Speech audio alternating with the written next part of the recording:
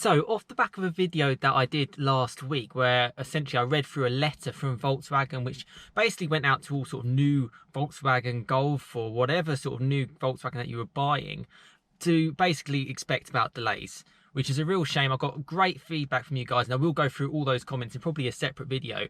But what I wanted to do is I wanted to write a letter back to Volkswagen, kind of gathering a lot of your thoughts, using kind of my own thoughts as well, and something I just wanted to share it with you guys, see what you think, and yeah, get your feedback as well. So yeah, let's go through this the letter that I wrote back in response to Volkswagen following their letter, which I showed last week. So yeah, let's read through this. So yeah, similar to how Volkswagen kind of structured their letter. If you haven't seen that, obviously check in the link that I would have mentioned above already. Now, dated sort of 1st of August, because that's the date in which this video is kind of being shown. Let's read through this. Volkswagen unable to meet adequate delivery times. Dear Volkswagen, thank you for sending the recent correspondence to your customers around the unfortunate delays in being able to supply your product. Unfortunately, this has led to frustrated customers who have to readjust their position accordingly as a result of the news. My YouTube channel. I'm fortunate to have a fantastic following of car enthusiasts and regular car owners who have shared their experience with me following the order of their Volkswagen car. I take the comments I receive with a lot of thought as I understand how significant a delay can be regarding a product which, for most people, is the second most expensive purchase they will make in their life, if not the most expensive purchase. It can also have a huge impact on people's livelihood. My ask to you. Following the feedback from the comments of my viewers, I feel the most important focus from a Volkswagen perspective to help them is to provide as much clarity as possible with the understanding that this unique situation also greatly affects the customer's position. I mean this in respects of if we take the agreed delivery date for a vehicle being 3 months, if the customer does not receive their vehicle within this period, they should at least be entitled to a fully refundable deposit, for example. This, in my opinion, will help the person adapt better to then being able to find a more readily available vehicle due to the delay of the new vehicle from yourselves.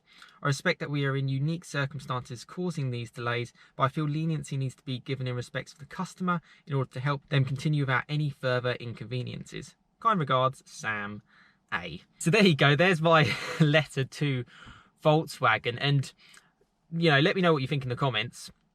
Now, I'll start by saying the example that I kind of gave about the whole deposit kind of thing actually came back from a comment that one of you guys made last week about how I think someone said like within the sort of 6-month period they would get a fully refundable deposit, and I kind of looked at that and said that's really not that good enough. You know, half a year waiting for a car with your money sort of tied up somewhere else, you know, deposits can be a fair amount, as we kind of all know. So it can kind of, it's more to kind of give a picture of how Volkswagen, in my opinion, should be feeling, because a lot of manufacturers, it's very much about profits, it's about getting it in, and letters and correspondence like the one that I showed last week are all well and good because they want to keep the customer kind of happy, but the moment it gets sold, they don't really care. As long as they've taken delivery and the money's in their account, you know, they don't care. Whereas I like to think with my channel being a bit of a community channel, I kind of am involved in kind of like the whole process, whether or not it's a build up of getting your car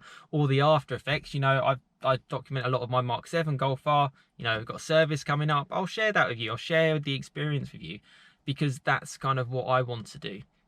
You know, I'm not in it for any kind of money or anything like that. As long as you like, share, subscribe, and you enjoy the content, that's hugely important to me. And that's kind of all you have to do if you'd like to be involved in this kind of community channel. You know, I'm really enjoying it at the moment. I think you lot are enjoying it too, which is fantastic. Going through some of the points that I made, I think as much as the challenges that we've had over the course of 2020 and 2021 and the result of sort of the lack of computer chips, which would go into the car, and it's affecting so many other products, people's livelihood, and I mentioned that part, is really, really, really important because people depend on cars. You know, if I want to visit my nan at her retirement home, you know, the car's got to work for me. You know, it's got to be there for me. And particularly if you haven't got it and you've got agreed schedules to say, my other car is coming to the end of its lease, or, you know, I've given it to a friend, or I've already sold it privately and they're picking it up. Dates and times are really, really important to match. And I think we respect the fact that a 3-month kind of wait is about right, and that's kind of expected. But I think if you kind of go over that, particularly with all the problems and all the issues that people are suffering from, I think there's got to be more than possibly what Volkswagen sent last week. I think it's more of a case of, oh, well, we told you there might be delays, which basically means there will be delays. And frankly, from a lot of your comments, it shows that there is, and the build slots have been pushed back. Whatever it is, whether it's a Mark 8 Golf R or just a normal Golf 8 or whatever, you know, there is really tough situations in getting this out. But fundamentally, you're paying a lot of money, however you fund it, whether you finance it or whatever. It's a lot of money. Fundamentally spending 25, 30, 35, 40,000 pounds. It's a huge amount. And I think you've got to be giving a lot back to the customer who ultimately is running and keeping companies like Volkswagen going. And it does mean a lot to me, because I know firsthand how important, and it's why I big part of why I enjoy cars and why I enjoy the Golf as well, because it just does everything, you know. It really does help you out, whether you you want to put stuff in there if you move in house or something like that, or whether or not you're helping out family, or whether or not you're going to experience like an event, like I go to Porsche Silverstone to experience events. It's great, and these are important parts of your kind of livelihood. And if you don't have a car, it's really, really tough. On the used market, this is why cars are so high, as I kind of shared pretty much every Monday actually for the last couple of months around the car market. So, stay tuned to the channel if you're kind of into that kind of stuff. And it's obviously quite hard for people to dip in and out. And I just think that from a manufacturer's point of view, I get it, it's affecting everyone. It's not just Volkswagen. But they've got to put the customer first. And I think there should be something in there, and I know it would go against them because they'd lose profits, that says sort of like, if you wish to cancel your order, you will receive a fully refundable deposit. That is something that I think should be a simple thing that should have been added. But it's sort of a case of, we're telling you about this, now you have to take the action of whether or not, the customer basically has to go to them and say, oh, well, yeah, this isn't good enough, when really it should be Volkswagen saying, yes, we understand that, we've given you the option for this, and that should have kind of been clarified, rather than a case-by-case basis and stuff. I get why it's not on there, and I understand it, but yeah. Also, sending a letter in 2021, I find pretty funny, particularly when you look at my channel on YouTube. I'm sitting in my car doing a video here, and I can share it to thousands of people around the world, which is really, really cool.